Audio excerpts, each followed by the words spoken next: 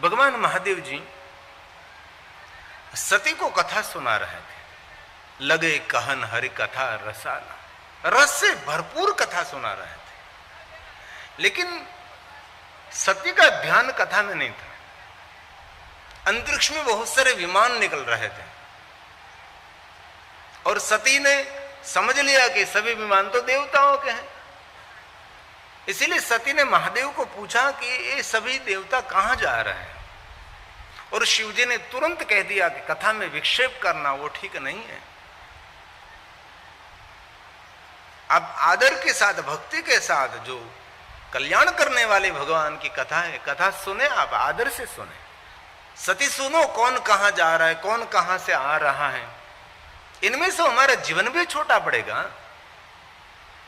इसलिए आप चित्त लगाकर हरि की कथा श्रवण करें। आप रस से भरपूर भगवान शंकर जी कथा कह रहे थे, और सती कथा में नहीं, कौन कहां जा रहा है, ये हमारे सबकी मानसिकता है। सती तो एक सुंदर लीला है, शिव जी की तो अद्भुत लीला है, लेकिन हमारा स्वभाव ऐसा है। जीवन को सार्थक करना है तो एक ही बात याद रखे, आपको क्या करना है, कौन क्या कर रहा है, कौन कहां जा रहा है, इनमें तो हमारा जीवन बहुत कम पड़े। जीवन 100 साल का जीवन है, कोई जीवन है? एक पानी का बुलबुला है। दुर्लभो मनुष्य देहो देहनाम क्षण भंगुर है। पानी में एक बुलबुला निकला, थोड़ी देर तक रहा, पानी के साथ मिल गया, हवा हवा के साथ मिल गई, बात पूरी हो गई। यही हमारा जीवन है। इसीलिए छोटे से जीवन में एक ही बात करिए, आपको जीवन में क्या क्रांति करनी है, आपका लक्ष्य क्या है, आप कहां तक पहुंचना चाहते हैं। शिवजी ने सती को बहुत कुछ समझाया है, और दूसरे को पहचानने की कोशिश हमारी व्यर्थ रहती है। ईश्वर को जानने की कोशिश भी हमारी व्यर्थ रहती है। हम स्वयं को जाने। हमारी सनातन यात्रा बाहरी यात्रा नहीं, हमारी सनातन यात्रा भीतरी यात्रा है। भीतर भणीनी यात्रा। हमारे पूज्य गुणवंत एक पुस्तक लिखो छे, जात भणीनी यात्रा। यात्राओं तो दुनिया में घणी बधी करी छे, पण जात भणीनी यात्रा, आपणी पोतानी यात्रा करीए, जेथी जीवनना मूल्यने समजीए। साधन धाम मोक्ष कर द्वार, परमात्मा तक पहुंचने का यह द्वार है। अन्य को योनि में हम गए, भट गए पशु योनि पक्षी योनि में आए तो क्या हमारे हैं? कभी तो सोचे, मयूर कितना देखने में सुंदर लगता है, लेकिन उसका जीवन कभी आपने सोचा? चिड़िया कितनी सुंदर लगती है, पोपट कितना सुंदर लगता है, कोयल कितनी सुंदर लगती है, लेकिन कभी आपने सोचा कि उसका जीवन कितना संघर्ष भरा हुआ है? सुबह से उठते शाम तक उसका कोई ठिकाना नहीं है, क्या मिले क्या नहीं मिले, कब कौन शिकार कर ले, किसी को शिकायत भी नहीं कर सकते। पक्षी दिखने में कितना सुंदर लगता है। परमात्मा को आभार व्यक्त करे, प्रभु आपने हमको मनुष्य अवतार दिया। ये कोई छोटी बात नहीं है। सभी योनों में मनुष्य योनि श्रेष्ठ माने जाते हैं। रामचरितमानस तुलसी।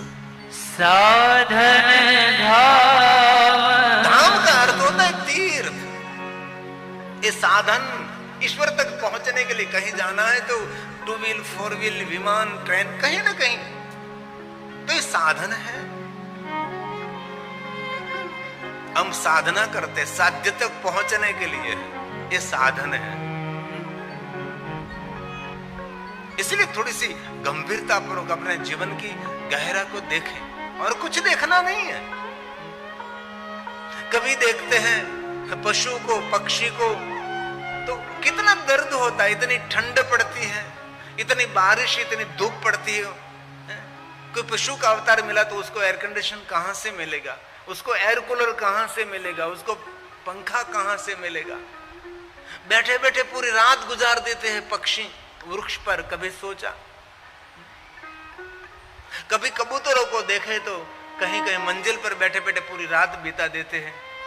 कभी कोई रस्सी पर बैठे पकड़कर पूरी रात बिता देते हैं। इनमें कोई रात में बड़ा आवाज होता है तो पकड़ छूट जाती है, नीचे गिर जाता है। हम सबको मनुष्य का अवतार मिला। एक महात्मा जी बड़े भाग। थोड़ो भाग्य नहीं, बहुत बड़ा पुण्य, बहुत बड़ा पुण्य। तब ये मनुष्य अवतार हम सभी को मिला। बड़े भाग मानुष तनु पावा,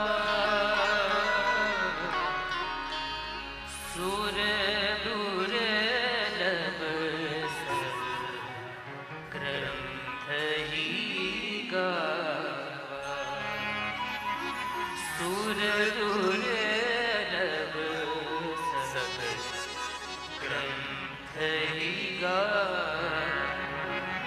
ये जीवन मिला है, इसलिए जीवन में बहुत कुछ छोड़ना भी पड़ता है ना, कोई नई बात तो नहीं। और हमारे पूर्वज सभी छोड़कर गए तो ये सभी यहाँ है, और हम सभी जानते कुछ भी साथ में नहीं ले जा सकते, सबको मालूम है। लेकिन जीवन में व्यवसाय, धन, संपत्ति, पहचान, पद, पदवी सब कुछ छूट जाए। अरे कभी कभी तो परिवार भी छूट जाता है, बच्चे भी छूट जाते हैं, अरे शरीर भी छूटता ही है ना, शरीर छोड़ दी तू, सब कुछ छूटेगा। लेकिन जब तक हम सभानता में है वहां तक हम सावधान रहिए, कभी शिव की भक्ति नहीं छोड़नी चाहिए, महादेव का नाम कभी छूटना नहीं चाहिए, क्योंकि ये हमारा उद्धारक है, ये हमारे लिए बहुत तारक है। कुछ भी हो जाए जीवन में, कितना ही संकट, कितना ही पहाड़ टूट पड़े, अनेक बात खूब जीवन में याद रखी, हिमालय पहाड़ जेवड़ू दुख होय डरवानुं नथी। हिमालय पहाड़ जेवड़ू दुख पण अंते तो बरफनो छे ने पीगળી जशे। सूर्य उग्यो छे तो आथम छे, तो आथमो छे तो उगवानो तो छे ज तेने। इसलिए बहुत दिल से हमारी प्रार्थना है, जीवन में जो कुछ हो जाए, चाहे हजारों कष्ट आवे, लेकिन महादेव का नाम कभी छोड़ना नहीं। शिव हमारे लिए हमारे रक्षक है, हमारे सबके रक्षक कौन है? महादेव है। कोई भी अवरोध, कोई भी विरोध, कुछ भी हो जाए, लेकिन हम सब दृढ़ संकल्प करेंगे, महादेव का नाम कभी छोड़ेंगे नहीं, क्योंकि कलयुग में नाम ही बहुपार होने के लिए आधार है। शिव नाम तरिम प्राप्तम संसार बंतरंति ते। नाम लिया उसने सब कुछ किया। शास्त्र पुराण कंठस्थ न हो सके, कोई श्लोक स्तुति कंठस्थ न हो सके, कोई स्तवन कंठस्थ न हो सके, बड़ी बड़ी आरती धुन और स्तुति कंठस्थ न हो सके, लेकिन आपके कंठ में नीलकंठ का नाम होना चाहिए।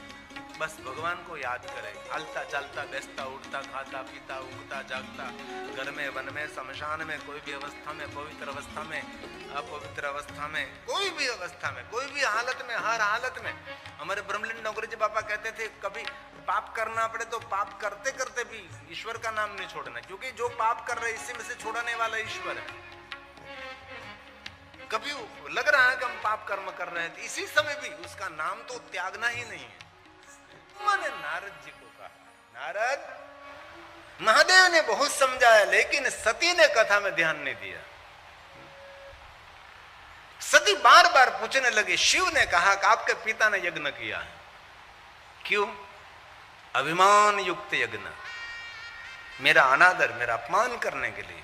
शिव ने पूरी कथा की। महादेव ने स्पष्ट कह दिया कि सती इस यज्ञ में नहीं जाना है, तो भी सती जाने के लिए तैयार हुई। कोई बात की मना करते हैं सदगुरु, शास्त्र, हमारी परंपरा, हमारे वडील बुजुर्ग, माता पिता, अनुभवी, ज्ञानी, विद्यावान आचार्य जी, इस बात को नहीं करना चाहिए। सदगुरु की आज्ञा बिना तो कुछ भी नहीं हो सकता, ये हमारी परंपरा है। शिव ने ना कहा तो भी सती जाने के लिए तैयार हुई।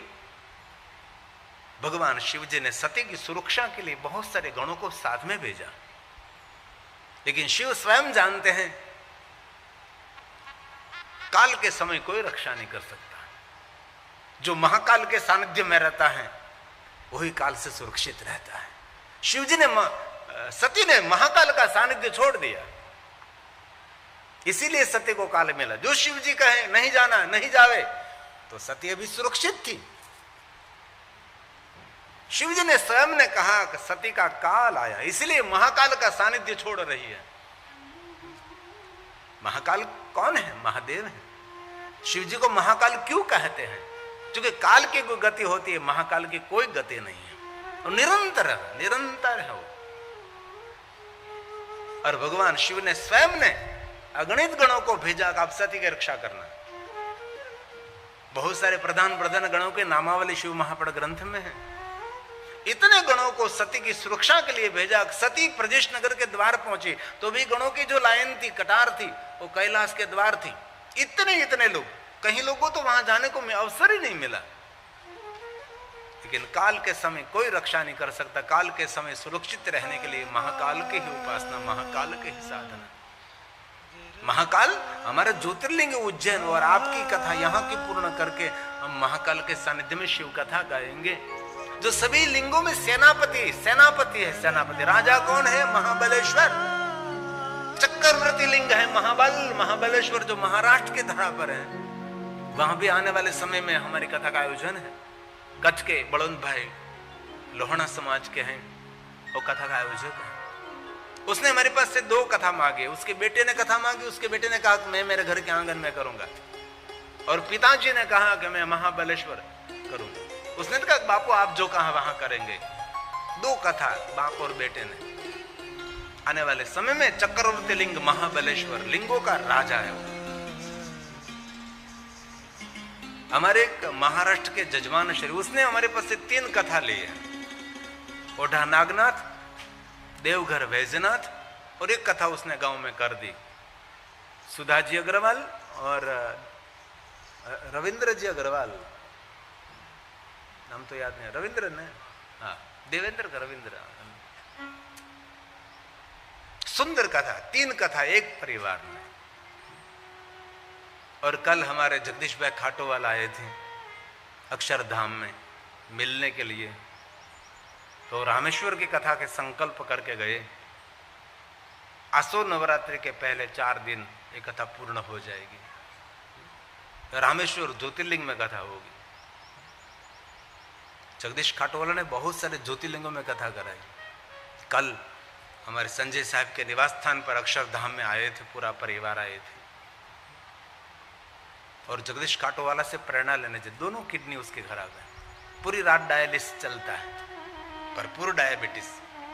पहले से एक आंख नहीं, एक आंख से 15% दिखाई देते, तो भी कारोबार करते हैं, तो भी अपना व्यवसाय संभालते हैं। निखिल उसका बेटा, नीलम उसकी पुत्र वधू है, सब उसकी सेवा भी करते हैं। कोई ऐसी अवस्था में कोई काम कर सकता है? या मेरे तक पहुंचा, दोनों किडनी फेल है, डॉक्टर को भी साथ में रखते हैं, मशीनरी भी साथ में रखते हैं, तो भी कल आए थे बाबू एक रामेश्वर की कथा और करनी है। क्या हिम्मत होती है, क्या जीवन का हौसला होता है, देखे तो सही। ये हमारे जगदीश खाटोवाला है। उखी मठ में केदारेश्वर महादेव में उसने कथा गाया। बहुत सारे ज्योतिर्लिंगों में बड़े बड़े रूप में अकेले ने कथा की है। प्रेरणा लेनी चाहिए। और हमारे जीवन में थोड़ी अड़चन आ गई, हिम्मत हार जाते हैं, हताश निराश हम हो जाते हैं, बहुत कुछ हम भूल भी जाते हैं।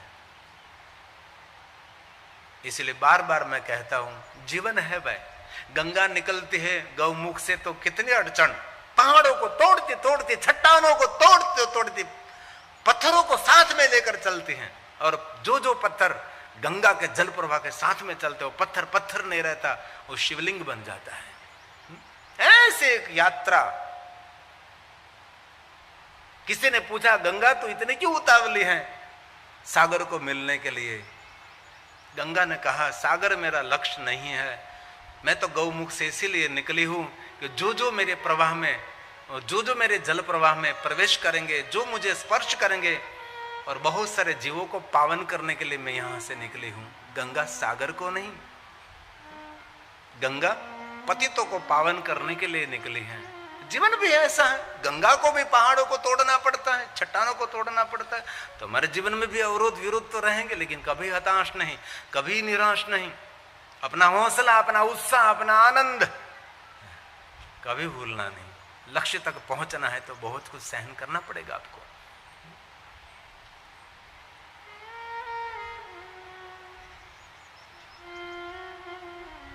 तो हमने कल रामेश्वर की कथा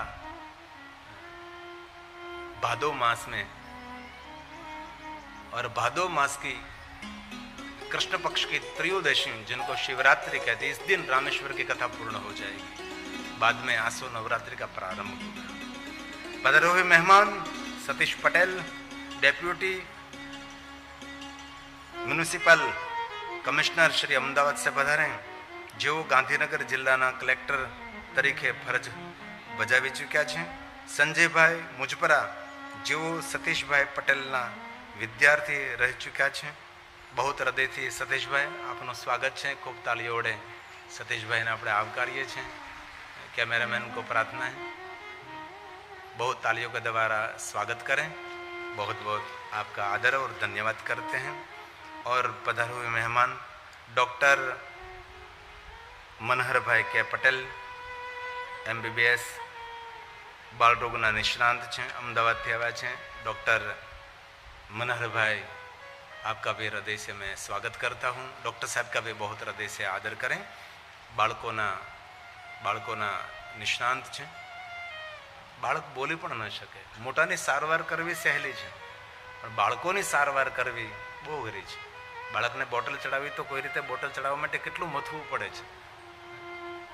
अघराम अघरो विषय है बाळकोनी सारवार।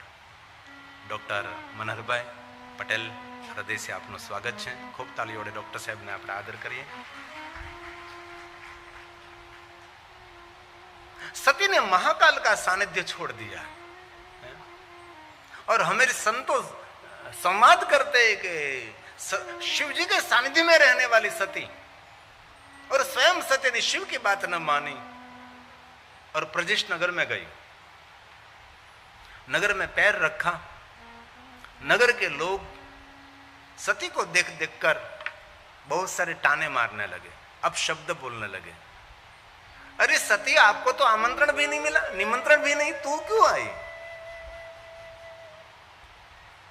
सती का पैर भारी हुआ। मैंने गलत किया, शिव जी मना कर रहे थे तो भी मैं आई। अपमान हो रहा है। पिता के वहां गई, पिता के आंगन में पधारे हुए यज्ञ निमित्त, क्योंकि दक्ष महाराज ने बहुत बड़ा यज्ञ किया है। सप्तऋषियों ने, अन्य देवताओं ने, भृगु ऋषि ने दक्ष महाराज को बहुत समझाया था कि दक्ष महाराज, शिव के बिना कुछ भी पूर्ण नहीं होता।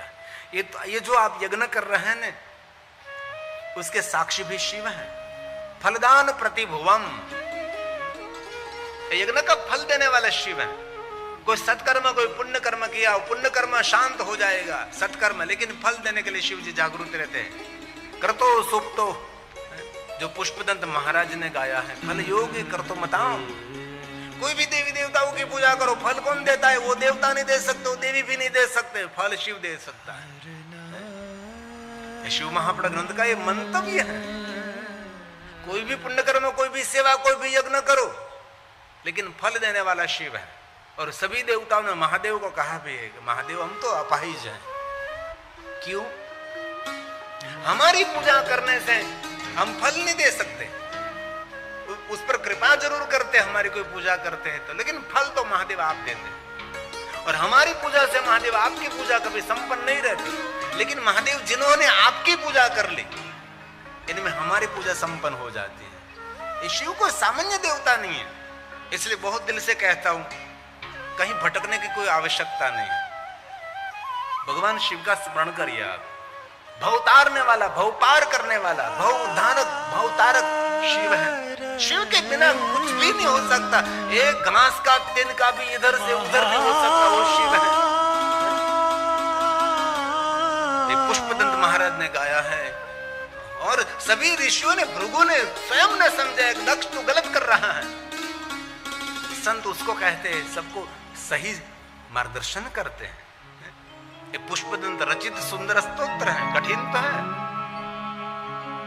क्रतोषु ते जाग्र त्वमसि फलयोगे क्रतुमता क्व कर्म प्रदस्थम् फलति पुरुषाराधनवृत्ते अतस्त्वां सम्प्रेक्ष्य क्रतुषु फलदान प्रतिभुवम् श्रुतो श्रद्धा बद्ध्वा दृढपरिकर कर्म सुजन दृढपरिकर कर्म सुजन। दक्ष महाराज ने यज्ञ किया, लेकिन यज्ञ में श्रद्धा नहीं थी, यज्ञ में कोई विश्वास नहीं था। वो तो अभिमान युक्त एक बात कुतूहल की रचना की थी। सिर्फ शिव जी को निमंत्रण दूंगा मैं और शिव जी का अनादर करूंगा, शिव के बिना सब कुछ हो सकता था। लेकिन शिव के बिना दक्ष महाराज का यज्ञ पूर्ण नहीं हुआ, यज्ञ का विध्वंस हुआ। क्रिया दक्षो दक्ष, दक्ष महाराज के साथ कितने कितने ऋषि देवता सब उपस्थित थे, गुरु महाराज स्वयं उपस्थित थे, लेकिन दक्ष का कोई मंगल नहीं हुआ, दक्ष महाराज का कोई कल्याण नहीं हुआ। क्यों? शिव का बहिष्कार है। शिव क्या है? कल्याण। जिनने अपने कार्य क्षेत्र में से कल्याण का भाव छोड़ दिया, सब जो उसके कार्य धीरे धीरे अस्त हो जाएगा। कोई भी कार्य, अरे छोटी सी कन्या प्रोविजन स्टोर चला रहे हैं आप, छोटा सा काम कर रहे हैं, लेकिन इसमें कल्याण का भाव होना चाहिए। कोई भी व्यवसाय, कोई भी उद्योग, इसमें दूसरे के कल्याण का भाव रखने से वही शिव साधना, वही शिव पूजा है। दूसरे के कल्याण का भाव। कल मुझे विपुल भाई बता रहे हैं, बाबू में मकान सुंदर बनावे, पण અમે જાણીએ છીએ કે મકાન જે લે છે તેના જીવનભરની કમાણી તેમાં સમાયેલી હોય છે। માણસનું સપનું હોય છે કે મારા ઘરનું એક મકાન હોય, અને જો આપણે બધું ચૂનો ને માટીને ભેગું કરીને બનાવીને ડેકોરેશન કરીને મેકઅપ કરીને આપી દઈએ તો ભગવાન માફ ના કરે। વિપુલભાઈનો સુંદર વિચાર મને ગમ્યો કે અમે જે મકાન બનાવીને આપીએ છીએ એવું મકાન બનાવીને આપીએ કે જે માણસ રહે તેને સંતોષ થાય, એમાં પોઝિટિવિટી હોય, અમારો પૂર્ણ ઉદાર ભાવ હોય। બિલ્ડરો તો ઘણા હોય છે, પણ બધા બિલ્ડરો પર માણસો ભરોસો નથી કરતા। બિલ્ડર લાઈનની અંદર પ્રજાનો વિશ્વાસ જીતવો એ બહુ મહત્વની વાત છે। અને જીવનભરની કમાણી એ મકાનમાં નાખતો હોય છે, બેંકમાંથી મોટી લોન લેતો હોય છે, હપ્તા ભરતો હોય છે, ત્યારે એક મકાન 4 દિવાલ 2 રૂમ રસોડું, આવું નાનકડું એવું ઘર થતું હોય છે માણસનું।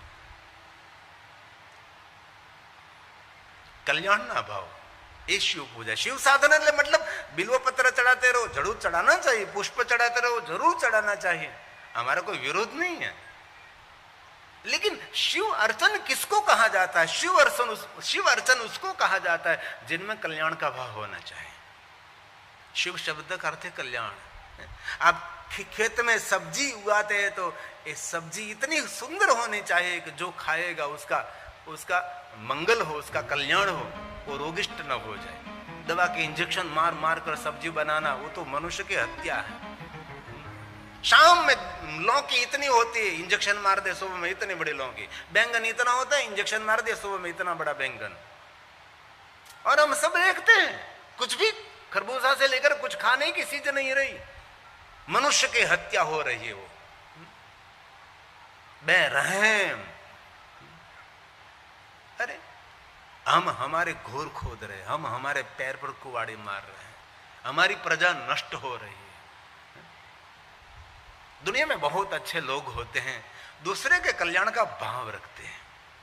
दक्ष महाराज ने यज्ञ किया, लेकिन कल्याण का भाव इसमें नहीं था, इसलिए यज्ञ पूर्ण नहीं हुआ, यज्ञ अस्त हो गया, यज्ञ का कोई फल भी नहीं मिला है। और पुत्री आई, माता वीरणा ने तो बहुत बड़ा आदर सत्कार किया, क्योंकि माँ है ना। दुनिया में सभी के प्रेम का अस्त हो जाएगा, लेकिन माँ का प्रेम निरंतर है। और जिन्होंने माँ की सेवा की, समझो लो उसने ही महादेव की सेवा की है। और महादेव की सेवा के लिए कभी आपको जाने के अवसर न मिले, माँ को खुश कर दिया, महादेव प्रसन्न हो गया। एक बात कहूं, आजकल हम सभी पंडाल में बैठे हैं, भगवान को याद कर रहे हैं। ये संस्कार किसने दिया? ये संस्कार माँ ने दिया। आज हम 3-3, 4-4 घंटे बैठते हैं, कथा में दाताश्रियों ने दान किया, कोई ने स्वयंसेवक बनकर सेवा की, इतना बड़ा यज्ञ, ज्ञान यज्ञ संपन्न हुआ। ये संस्कार कहां से मिले? ये मां ने दिया है। आप 2-2, 3-3 घंटे इतनी गर्मी में बैठते हैं, बहुत कुछ छोड़कर बैठते हैं, मोबाइल बंद कर बैठते हैं।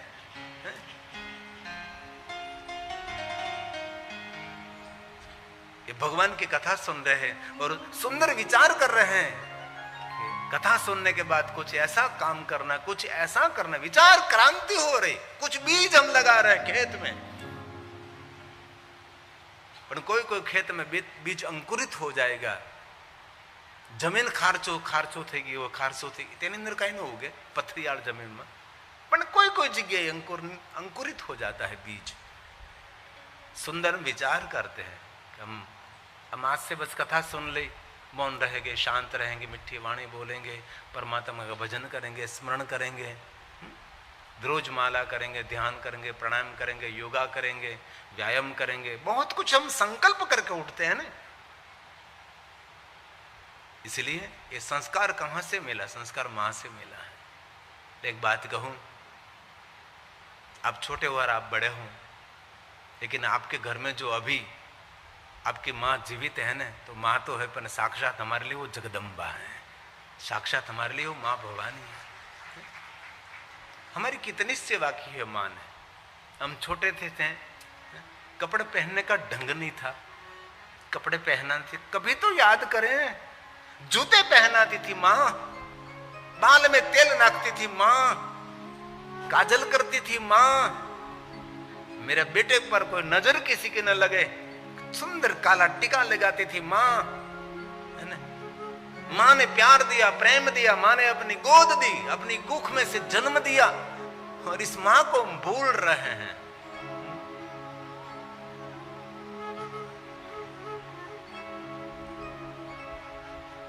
इसलिए कथा सुनकर आपके घर में वयोवृद्ध दादी है, वयोवृद्ध माँ है, तो उसका ख्याल रखिए, उसके पास बैठिए, थोड़ी सी बातें करिए। जो स्वभाव हो छोड़ दीजिए सब कुछ, लेकिन आपका कर्तव्य है कि माँ की सेवा, माँ की प्रसन्नता, माँ की खुशी।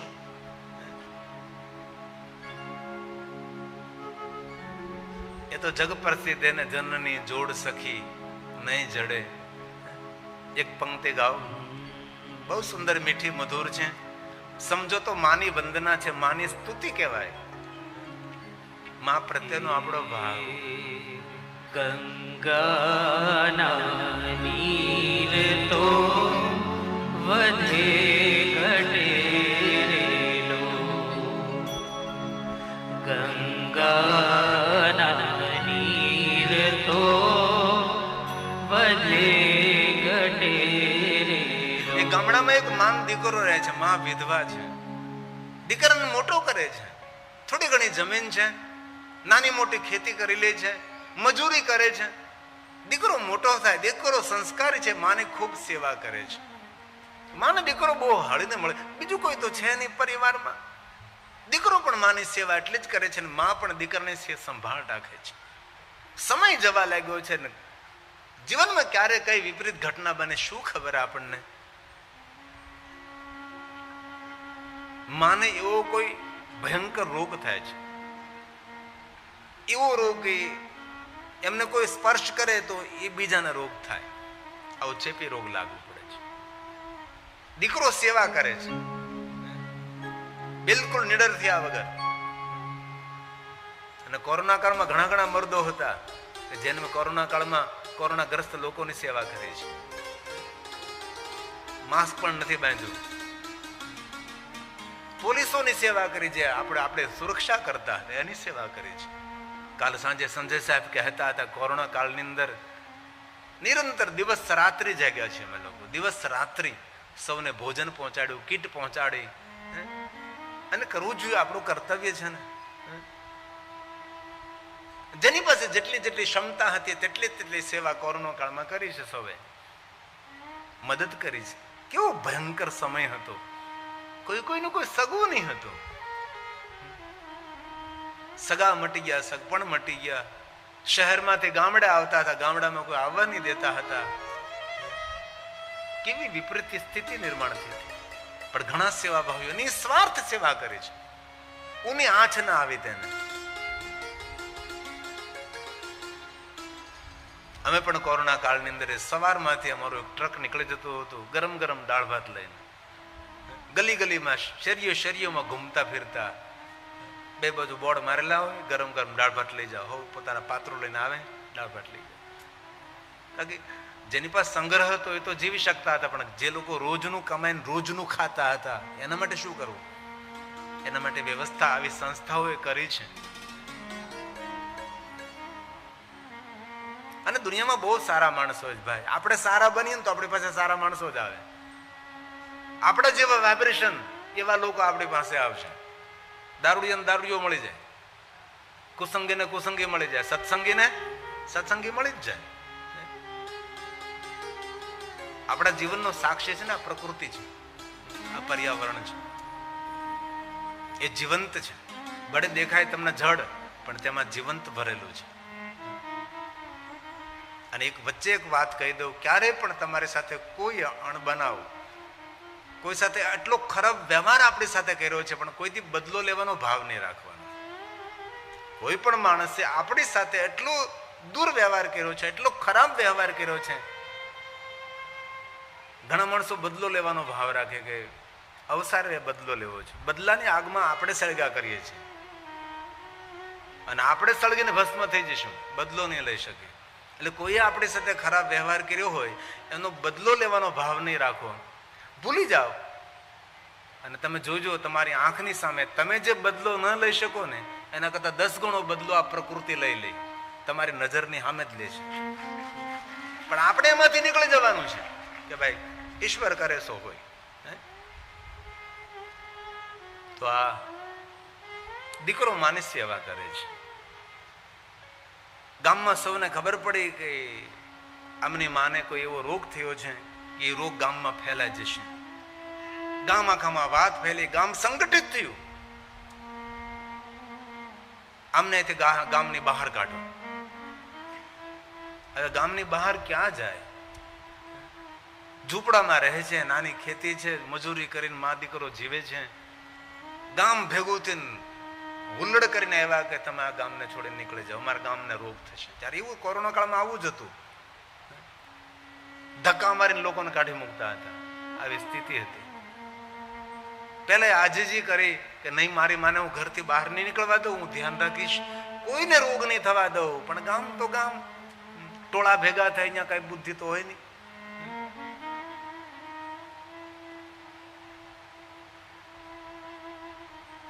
કાં તું ગામ છોડ અથવા એક કામ કર, તારી માને તું દરિયામાં ફેંકી દે. તું પણ સુરક્ષિત રહીશ અને ગામ પણ સુરક્ષિત રહેશે.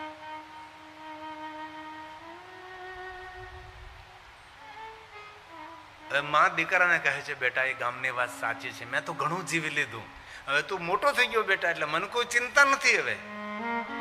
અને આ ઘર ઝૂંપડું છોડીને બેટા આપણે ક્યાં જઈએ? આપણું નાનકડું ખેતર અને ગામ છોડીને જવું તો જવું ક્યાં બેટા? એ ગામની વાત સાચી છે બેટા, મને દરિયામાં ધક્કો માર દે, હું દરિયામાં ડૂબી જઈશ ને મારું મૃત્યુ થશે. તું પણ સુરક્ષિત રહે, ગામ પણ સુરક્ષિત, અને મેં જીવી લીધું છે, હવે એમાં શું? હવે ચાલ બેટા. નહીં નહીં માં, આપણે ગામ છોડીને ભાગી જઈએ, ઘર છોડીને જતા રહીએ, પણ નહીં માં, એ નહીં બોલે. માં દીકરાનું બાવડું પકડે છે અને દરિયા કિનારે જાય છે. ગામ કુતૂહલ જોવા ભેગું થાય છે. અને માં કહે છે કે બેટા મને થોડેક ફરી દરિયામાં મૂકી જાતો, આ ગટપણ છે, જરીક ઊંડું પાણી હોય ને ત્યાં સુધી મને મોજા ઉછળે, દરિયામાં સમંદરના મોજાઓ, મને થોડે સુધી અંદર સુધી મને મૂકી જા, થોડુંક ઊંડું પાણી આવે એટલે મને છોડી દેજે, તું કિનારે આવતો રહેજે, પછી હું દરિયાની અંદર ડૂબી જઈશ. નહીં નહીં માં. દીકરો સોધાર આંસુથી રડે છે. નહીં માં, કારણ કે દીકરાને પોતાનું બાળપણ યાદ આવે છે. નહીં માં, એવું નહીં બોલ. માં દીકરાને બાવડું પકડીને ખેંચીને લઈ જાય. ચાલ, ઊંડું પાણી આવે છે, મોજા ઉછળવા લાગે છે. હવે માં કહે છે, જા બેટા તું કિનારે જતો રહે, હવે આની અંદર હું ડૂબી જઈશ અને દરિયામાં તણાઈ જઈશું, દરિયામાં તણાઈ જઈશું, હવે હું તણાઈ જઈશું. અહીંયા ધ્યાન, અહીંયા ધ્યાન, અહીંયા ધ્યાન બહેનો ભાઈઓ. चंचल मन नहीं, मन स्थिर होना चाहिए.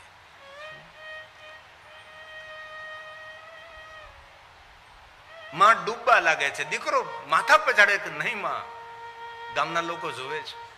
દીકરાના જીવન માટે આજે માં પોતાના જીવનની આહુતિ આપી રહી છે. આને કહેવાય માં. ડૂબવા લાગી છે માં, પણ માં ઊંચો હાથ કરીને દીકરાને ફરી બોલાવે છે. દીકરાને થયું કે માને મરવું નથી. દીકરો દોડતો દોડતો માને ઉચકી લે છે અને બહાર લાવે છે. કામાં મેં તો તને ના પાડી હતી કે આ ન કરાય માં. મરવાની વાત કરવી સહેલી છે, મરવું કઠિન છે માં.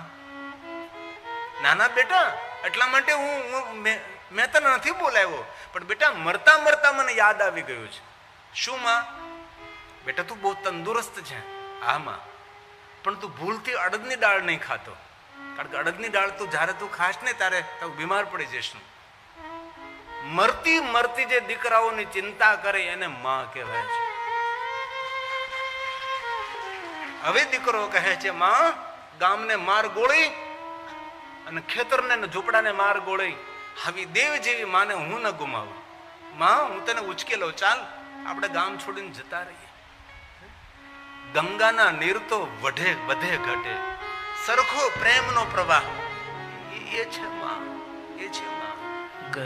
ગંગાના નીર તો વધે ઘટે રેલો, ગંગાના નીર તો વધે ઘટે રેલો, સર્વો એનો પ્રેમનો પ્રવાહ જનની જોડ સખી નહીં જડે રેલો, જનની જોડ સખી નહીં જડે રેલો. તેથી હૃદયથી મારી પ્રાર્થના છે, મંદિરે દેવાલય શિવાલય જવાય નહીં જવાય, જાવ તો વધારે સારું, પણ ઘરમાં જો વૃદ્ધ માત હોય તો ખૂબ તેને રાજી રાખજો, તેની સેવા કરજો, સમયસર તેને ભોજન આપજો. સમયસર ભોજન કર્યા પછી તેને જે કંઈ દવા હોય તેને આપજો. જો વૃદ્ધ માની સેવા કરશો તો ભગવાન મહાદેવ આપણા પર અમૃતનો વરસાદ વરસાવશે. डॉक्टर साहब ने जरूर है, वेलकम साहब, आइए पधारिए. आज 12 बजे मैं कथा को विराम कर दूंगा और 12 बजे सबके लिए भोजन प्रसाद की सुविधा है. और आज हनुमान जयंती है. आज का दिन बहुत मंगलमय दिन है. आज का दिन शुभ दिन है. आज के दिन सुबह से लेकर शाम तक, प्रातः काल से लेकर रात को 12 बजे तक हम हनुमान जी महाराज को याद करेंगे. डॉक्टर साहब का बहुत हृदय से तालियों के द्वारा आदर करें.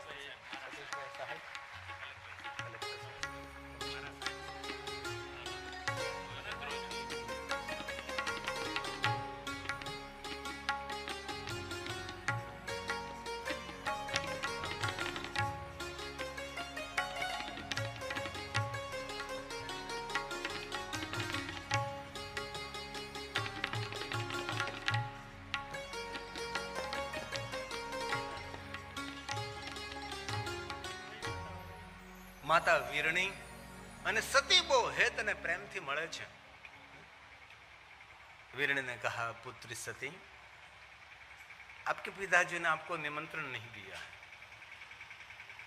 मान दीकरी थोड़ी बातें करें. माता वीरणी ने कहा, जा बेटा यज्ञ नारायण का दर्शन कर, बाद में हम दोनों बैठकर सुख दुख की बातें करेंगे. सती गई यज्ञशाला में, लेकिन कहीं कोई शिव जी का स्थान नहीं था. सती ने पिताजी को कहा, पिताजी ये क्या कर रहे हैं आप? शिव के बिना तो कुछ पूर्ण होता ही नहीं. शिव ही सब कुछ है. और यज्ञ का फल तो शिव देते हैं, जजमान का मंगल भी शिव करते हैं, और आपने शिव जी को निमंत्रण दिया। दक्ष महाराज ने अभिमान युक्त सती का अनादर किया है, और सती जब प्रकट हुई तब कहा था कि जब आप मेरा अनादर करेंगे, अभिमान में हो जाए, तब मैं मेरे जीवन लीला को समाप्त करूंगी। आज समय आ गया है।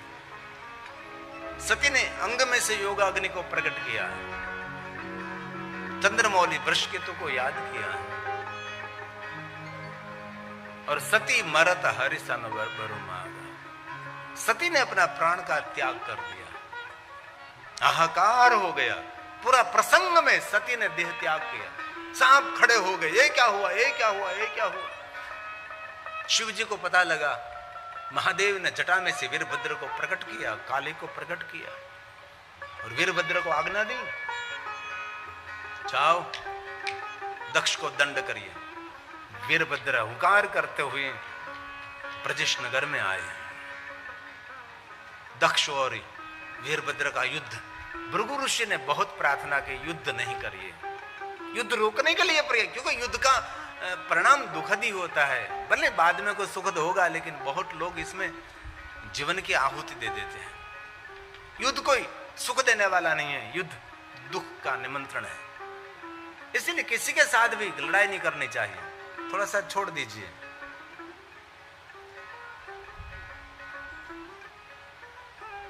અમે ગુજરાતની બહાર જઈએ ને ત્યારે ઘણા લોકો મને પૂછે કે તમારા ગુજરાતી લોકો એટલા બધા આગળ કેમ?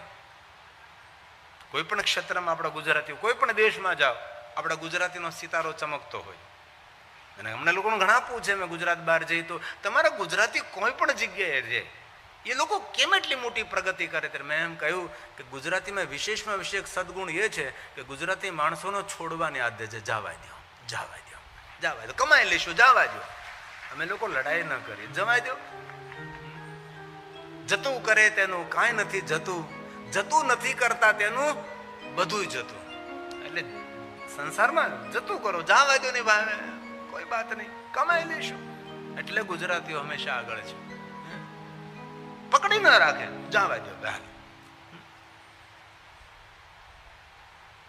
दक्ष महाराज और वीरभद्र का युद्ध हुआ। युद्ध के परिणाम स्वरूप दक्ष का धड़ से मस्तक अलग हुआ।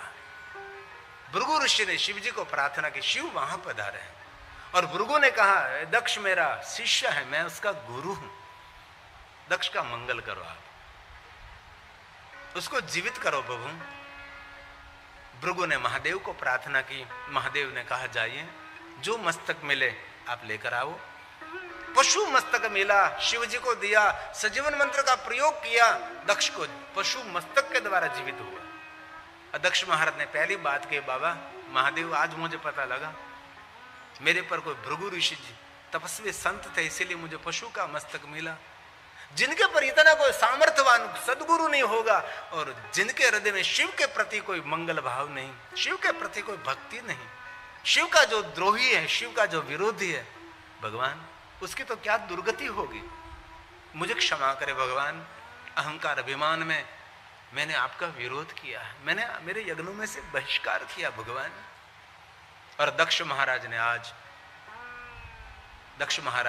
आज शंकर भगवान की स्तुति का गायन किया। महादेव मुझे क्षमा करें, दुनिया में सभी वरदान देने में सक्षम आप हैं शिव। ये स्तुति दक्ष महाराज ने गाई है, मैं नमन करता हूं महादेव। पशु मस्तक के द्वारा स्तुति गाई। नमामि देवं वरदं वरेण्यं। दुनिया में सभी वरदान देने में सक्षम महादेव आप हैं, और हम सभी जानते हैं शिव जी किसी के पास वरदान मांगने के लिए नहीं गए, और शिव जी ने सारी दुनिया को वरदान दिया। वरम वरद महादेव के सभी नाम है। मैं नमन करता हूं महादेव जी, मेरे प्रणाम का स्वीकार करें। दक्ष महाराज ने मस्तक झुकाकर शिव जी की सुंदर स्तुति का गायन किया है। नमामि देवं च सदा सनातनं, नमामि देवादिमपीश्वरं हरम्, नमामि शम्भो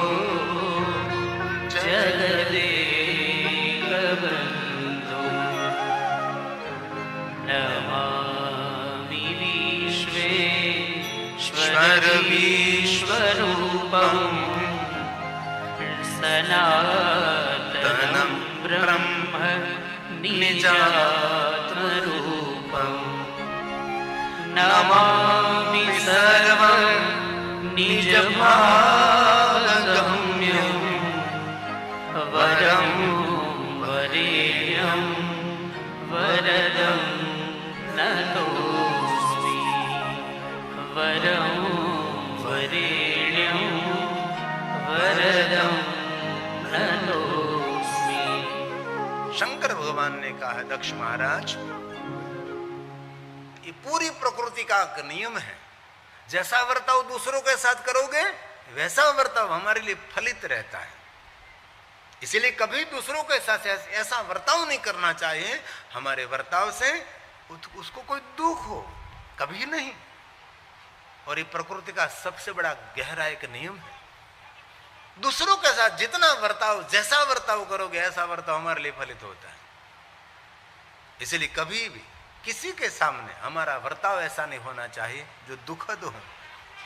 जैसा वर्ताव दूसरों के साथ करते हैं ऐसा वर्ताव हमारे लिए फलित होता है।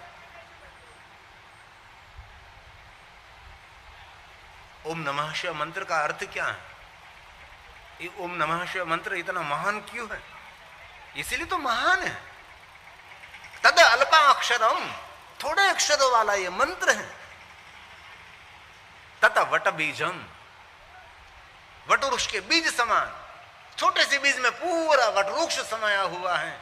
वैसे ही एक पंचाक्षर मंत्र में सर्व विद्या नाम, दुनिया के सभी विद्या, सभी मंत्र, सप्तकोटि महामंत्र, सब कुछ पंचाक्षर मंत्र ओम नमः शिवाय में छुपा हुआ है। जिह्वाग्रे वर्तते तस्य सफलम जीवितम, जिनके जीवा पर ओम नमः शिवाय मंत्र स्थित हो गया समझो उसका जीवन सफल हो गया। थोड़े अक्षरों वाला मंत्र है लेकिन इतना महान क्यों है? राम कृष्ण ब्रह्मा विष्णु इंद्र कुबेर वरुण यमराज सभी सप्त ऋषि सब पंचाक्षर मंत्र का जप करते क्यों करते हैं?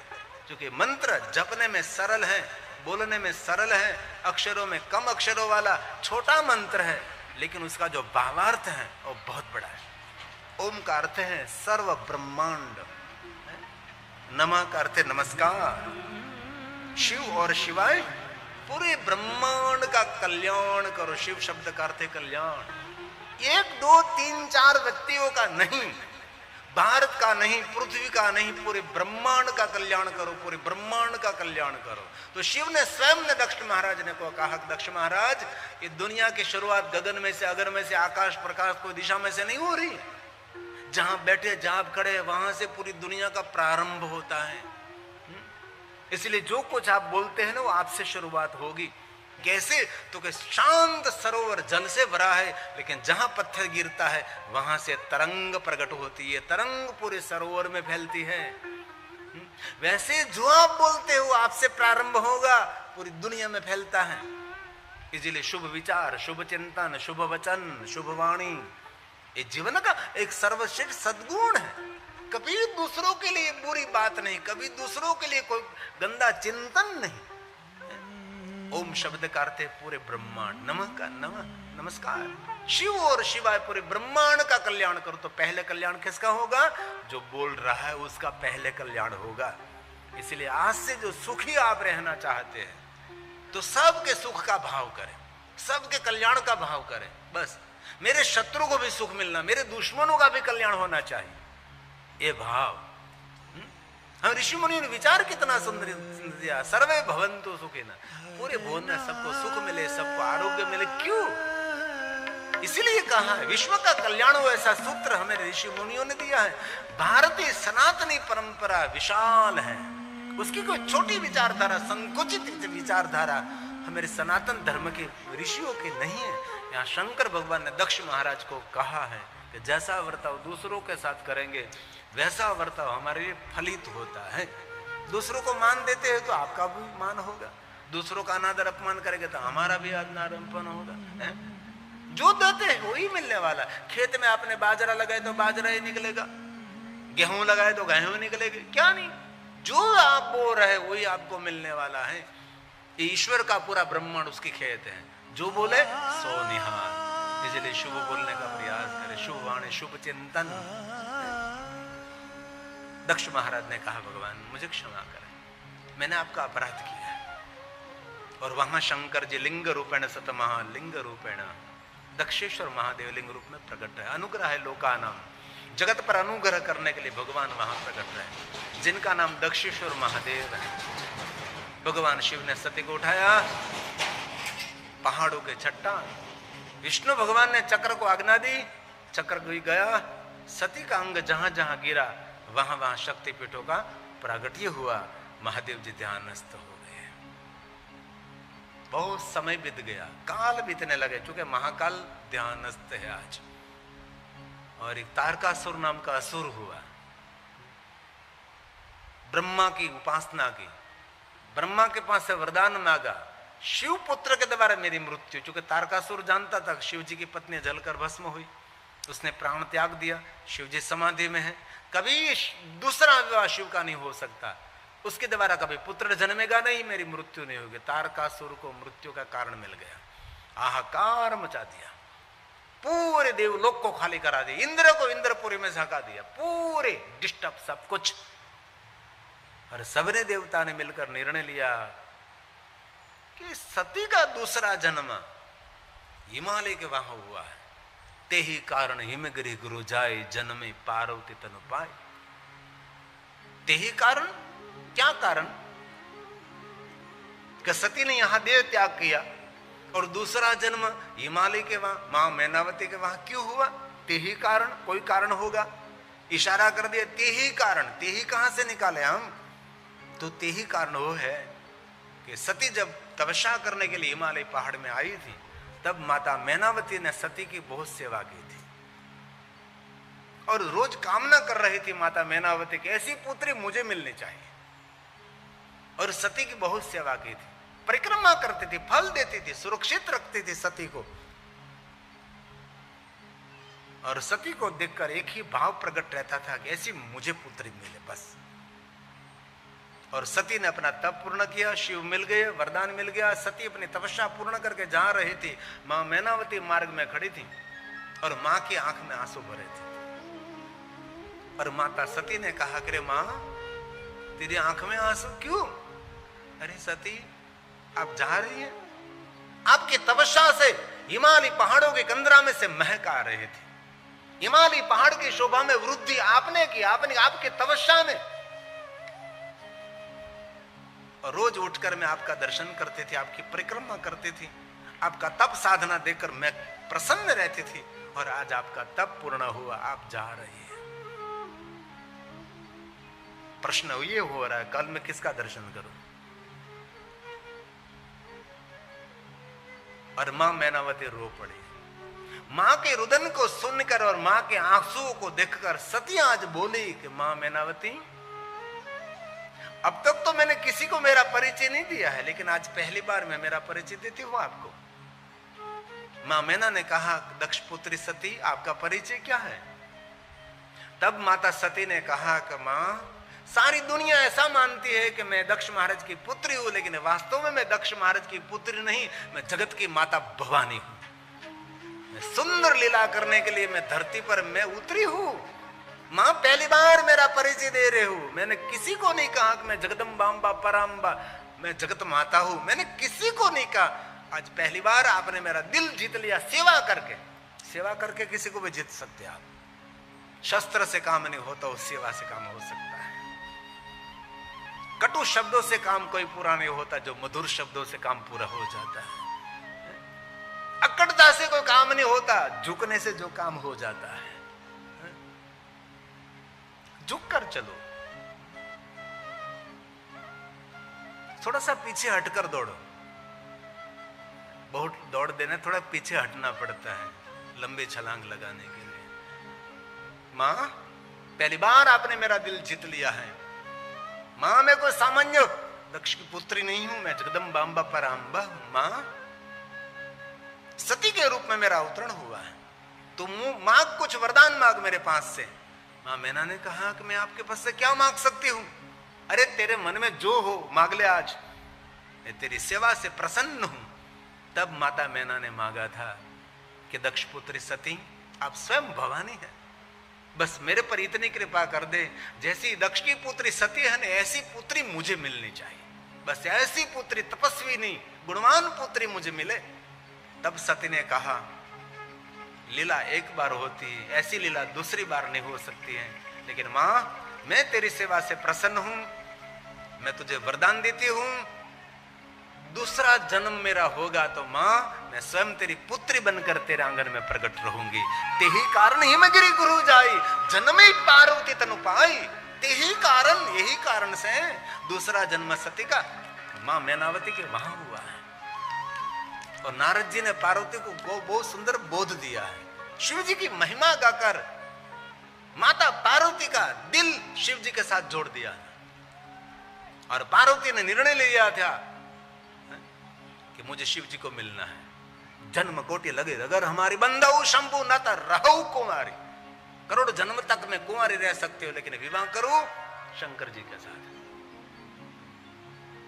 और ये पार्वती तपस्या कर रही थी हिमालय पहाड़ में, शिव जी ध्यानस्थ थे। सबको, देवताओं को पता लग गया, शिव जी को कामी बनाओ, परणाओ पुत्र, तारकासुर का अंत। कामदेव को भेजा, तीसरा नेत्र खोलकर कामदेव को जलाकर भस्म कर दिया। रति को वरदान दिया, रतिनाथ महादेव लिंग रूप में भगवान प्रकट रहे। कामदेव को जहां जलाया था वहां कामेश्वर रूप में लिंग रूपेण प्रकट रहे भगवान महादेव जी। फिर ध्यानस्थ, देवताओं को पता लगा, काम को जलाकर भस्म कर दिया है। अब शिव जी को कौन जगाएंगे? सभी प्रश्नों का प्रत्युत्तर, उसका नाम है नारद। नारद मुनि सतमहा, नारद के पास गए हो। नारद ने सुंदर मार्गदर्शन किया, चलो महादेव के पास जाएंगे, शिव जी के शरणागति स्वीकारेंगे, शिव जी को अर्ज करेंगे, महादेव को विनंती करेंगे। महादेव जागेंगे तो कहेंगे, भगवान हमारे दुख को दूर करो। नारद को लेकर सभी देवता शिव के पास गए और महादेव की सुंदर स्तुति की। बाबा जागे और नारद ने कहा, भगवान देवता सभी दुखी है, देवताओं को दुख दूर करने के लिए महादेव जी हम इसलिए आपके पास आए हैं। हिमालय पुत्री पार्वती आपके साथ विवाह करने के लिए तपस्या कर रही है, भगवान अद्भुत लीला करे, धना को धन्य करे। नारद की बात सुनकर भगवान शिव जी ने कहा, सप्तऋषि अभी जाओ, पार्वती को आशीर्वाद दीजिए। तपस्या पूर्ण हो गई, नगर में पहुंचे और मैं कैलाश जाता हूं, आप सब मेरे विवाह की तैयारी करो। जगत हित के लिए विवाह कर रहे हैं, दूसरे के मंगल के लिए शिव जी ने दूसरा विवाह किया। और शिव महापड़ अंतर्गत ब्रह्मा ने सुंदर कथा कही नारद जी को, नारद आप भी विवाह में उपस्थित थे और देवताओं के साथ, दूतों के साथ, भूतों के साथ, डाक डमरू नफीरी रणसिंगियों के साथ भगवान शिव जी ने अद्भुत लीला की।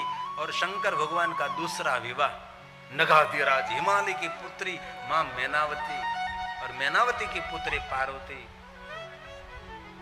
सुंदर विवाह प्रसंग हुआ जो पार्वती खंड में है।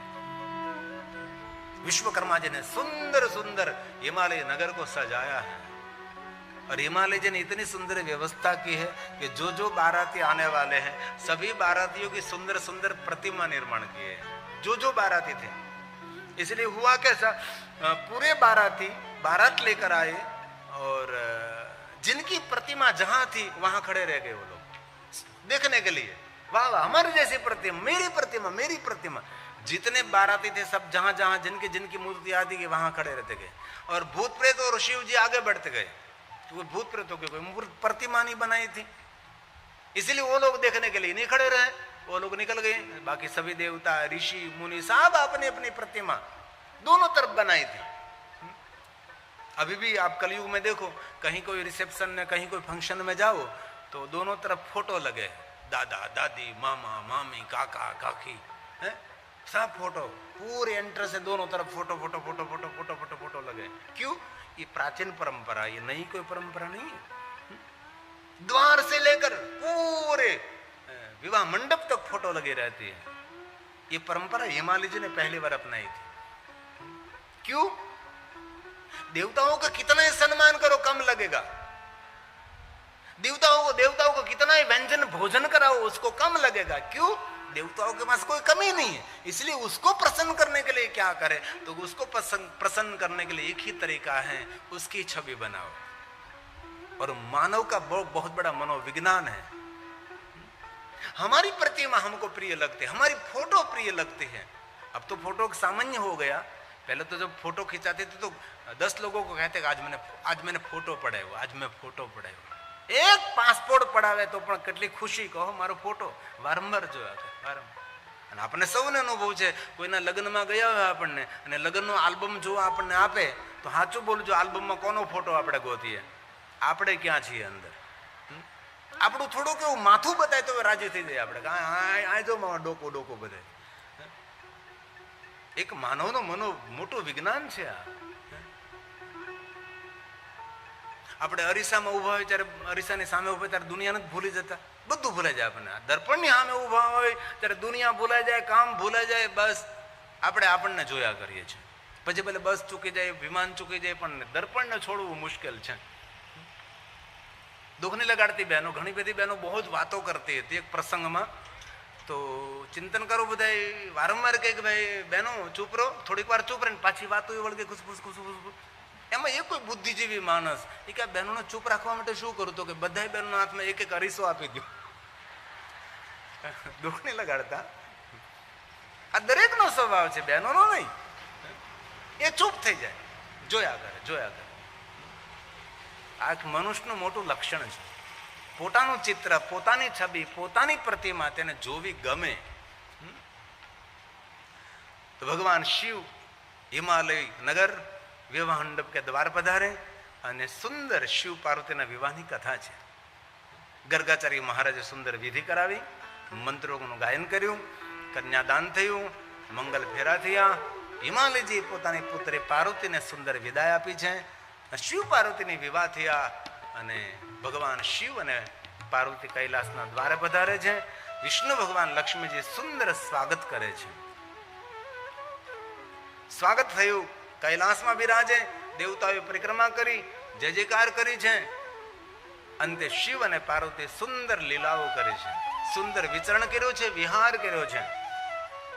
વિહાર કરતા કરતા અદ્ભુત લીલા અને લીલા સંપન્ન શિવ પાર્વતી દ્વારા સુંદર એક પુત્ર જન્મે છે, જેમનું નામ છે ભગવાન કાર્તિકેય। ષડાનંદ મુરગડ भगवान महादेव नो मोटो पुत्र है, भगवान शिव जी का प्रधान पुत्र भगवान कार्तिकेय का प्रागट्य हुआ है। महान बलवान योद्धा पराक्रमी भगवान शिव पुत्र कार्तिकेय, उमा पुत्र कार्तिकेय, गंगे पुत्र कार्तिकेय। दक्षिण भारत में कार्तिक भगवान के बहुत सारे मंदिर हैं और कोई भी मनुष्य महादेव के सामने भगवान कार्तिक को याद करते हैं, इस मनुष्य कोई भी क्षेत्र में विजय को प्राप्त कर लेते हैं। विजय देने वाले हैं, देवताओं के सेनापति है भगवान कार्तिकेय। कार्तिकेय भगवान के तपस्थली कृष्णा नदी का तट, शैल पहाड़, जहां हमारा दूसरा ज्योतिर्लिंग मल्लिकार्जुन महादेव है, ये भगवान कार्तिकेय की तपस्थली है। जहां 5 पांडव ने तपस्या की, जहां भगवान राम जी ने तपस्या की, हिरण्याकशिपु ने जहां तपस्या की, जहां भ्रमरंबा देवी का सुंदर स्थान है, जो हमारी शक्तिपीठ है, ये हमारा दूसरा ज्योतिर्लिंग मल्लिकार्जुन महादेव है। कृष्णा नदी के तट पर, शैल पहाड़ पर भगवान मल्लिकार्जुन महादेव की अद्भुत अलौकिक एक महिमा है। दूसरा ज्योतिर्लिंग है हमारा मल्लिकार्जुन महादेव, जो भगवान कार्तिकेय के तपस्थली पर भगवान शिव स्वयं विराजमान है। और चंद्र की तपस्थली प्रभास क्षेत्र है, जहां हमारा प्रथम ज्योतिर्लिंग सोमनाथ महादेव है। अत्रि पुत्र माता अनसुया का पुत्र चंद्र महाराज ने जहाँ तपस्या की थी वो धरती है सौराष्ट्र प्रभास क्षेत्र धरती है, सागर के तट पर, जिन्होंने मिट्टी में से शिवलिंग बनाकर शिव का अर्चन किया था, पार्थेश्वर महादेव, और मृत्युंजय मंत्र का अनुष्ठान किया था। 6 महीने में 10 करोड़ मृत्युंजय मंत्र गाया था। वो है हमारा प्रथम ज्योतिर्लिंग सोमनाथ महादेव। भगवान कार्तिकेय का चरित्र शिव महापुराण अंतर्गत है। बाद में शिव जी का दूसरा पुत्र जिनका नाम है भगवान गणेश, जो पार्वती उमा द्वारा प्रकट हुआ है, गुणों के प्रधान समझकर गण अध्यक्ष हुए हैं। सभी देवताओं ने वरदान दिया, हमारे से पहला आपकी पूजा होगी। शिव और पार्वती ने वरदान दिया, हमारे से पहले आपकी पूजा होगी। गणेश हमारे लिए प्रथम पूज्य है। हमारे सबके घर में गणेश होने चाहिए, गणेश के बिना सब कुछ अधूरा है। इसलिए कोई भी देवी देवता की उपासना करते हैं, लेकिन गणेश भगवान को कभी छोड़ना नहीं चाहिए। कोई भी विचारधारा में आप हैं, गणेश हमारे लिए श्रेष्ठ है। गणेश के बिना सब कुछ अधूरा है। इसलिए भगवान गणेश की कथा कुमार खंड में है। भगवान शिव जी के जितने नाम हैं, इतनी बहुत सारी कथा शिव महापुराण ग्रंथ में है। शिव भक्तों की कथा है। ऋषि मुनियों ने महादेव की उपासना की, उसके भी शिव महापुराण ग्रंथ में बहुत सारी कथा है। सब ने महादेव का शरण लिया है, शिव शरण में। और आप भी महादेव के शरण में रहिए। हमारा प्यारा एक सुंदर भजन है, अभी हमने बनाया चारों कथन में।